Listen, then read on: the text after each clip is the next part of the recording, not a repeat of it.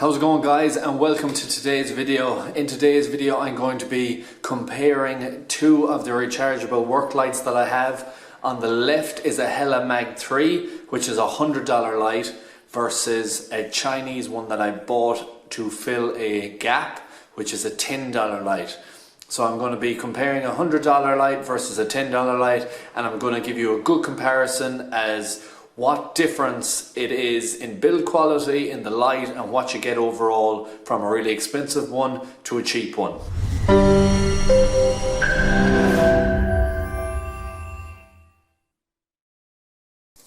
So with both of these lights, they both have 180-degree swivel. They both have magnets on the base and on the back. They both have lights on the top as well as the front. And they both are COB, they're chip on board lights.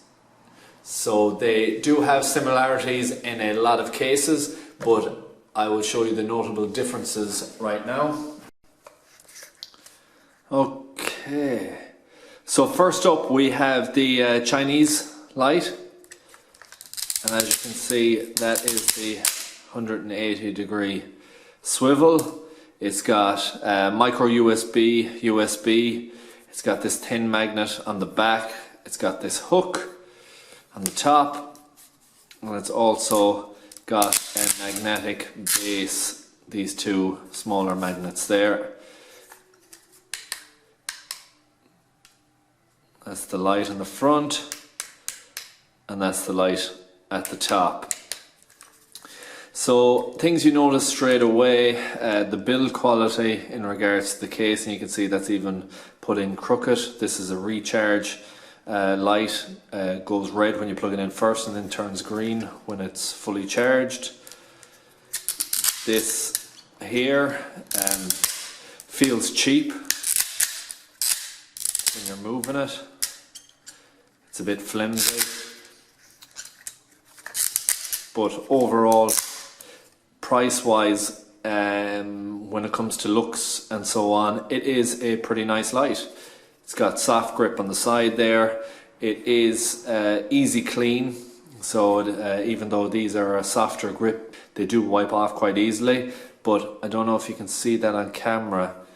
What is very noticeable is how easy the plastic is to scratch up. This hasn't been roughed around, but it still has been cut up quite badly and it's looking a bit blurry. But that's just a first hands-on with that one, and I'm going to get the Hella lamp now so you can have a look at it.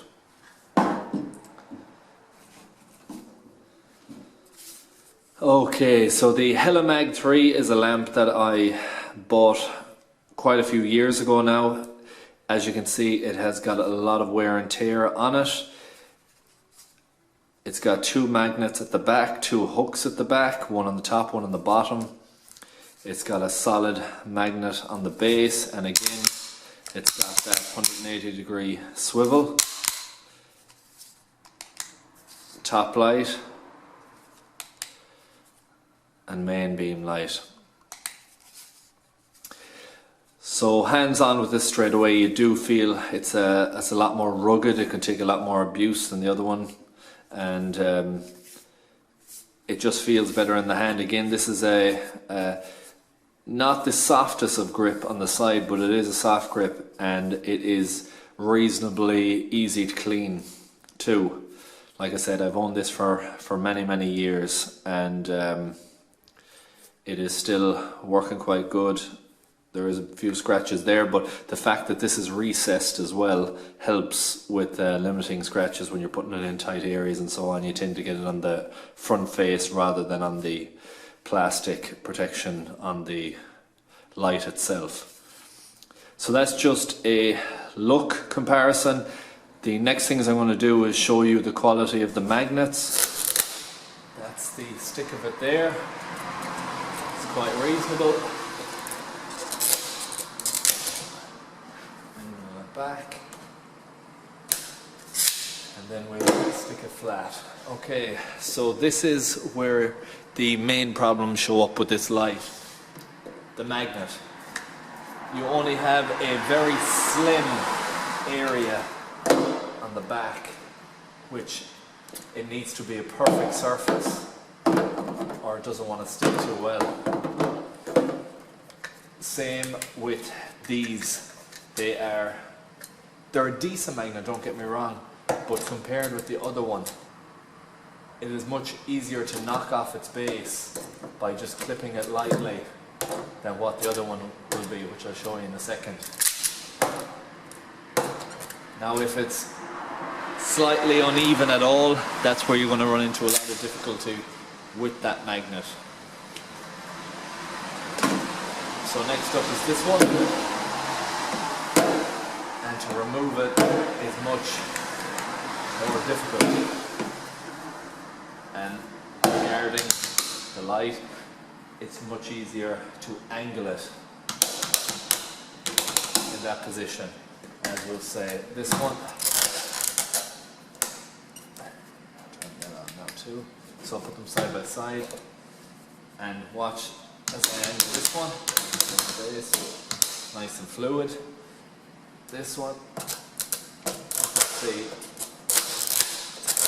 a lot more difficult to get into the position that you want to get it into. So comparing the two of them, the base on this is far superior.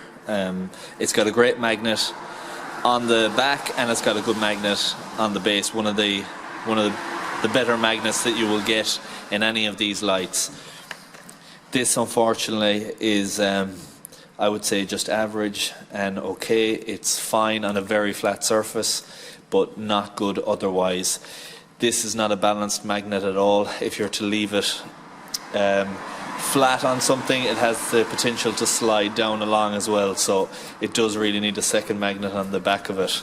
And this is just showing you a magnet situation. See how it can slip?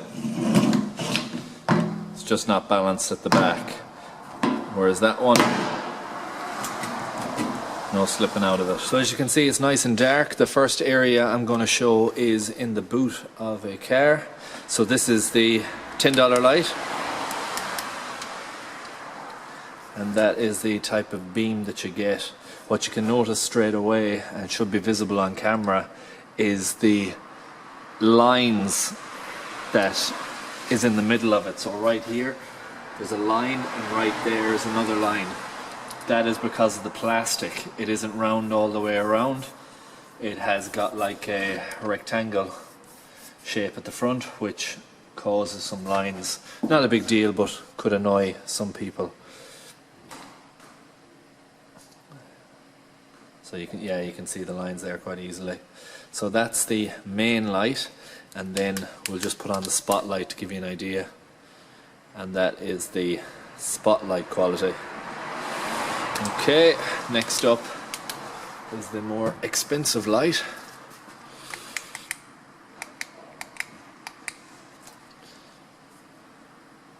And as you can see, that's the difference, and there is no lines whatsoever on this. It's a consistent light all the way across. And then the top light, so that's the spotlight.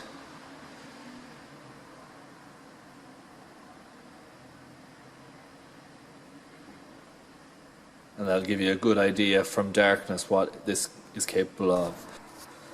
So just a quick summary on everything we just covered, and all I can say is this is better in all areas which you would expect.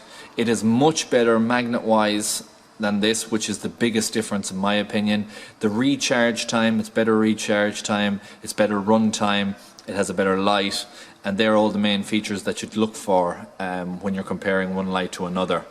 The difference in money being $90 is a huge difference. So if I'm a DIY enthusiast and I'm not using it every day, this is good enough.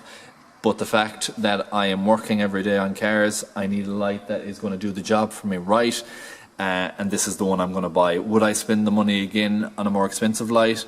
Definitely, because the magnet on this one drives me absolutely crazy. As soon as you want it to sit in a certain area when you're doing something, whether it's doing a timing belt or trying to get a sensor off or whatever it is, this will fall.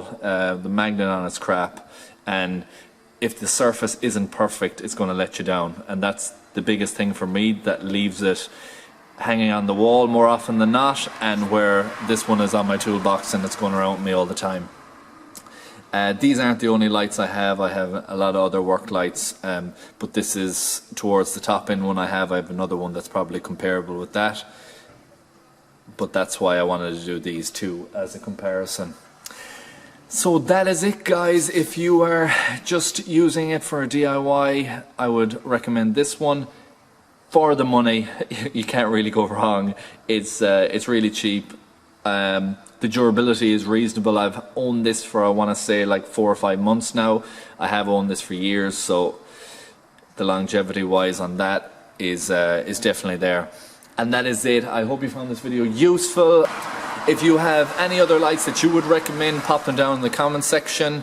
I'd be interested to hear what work lights that you use and what work lights that you have found good or bad.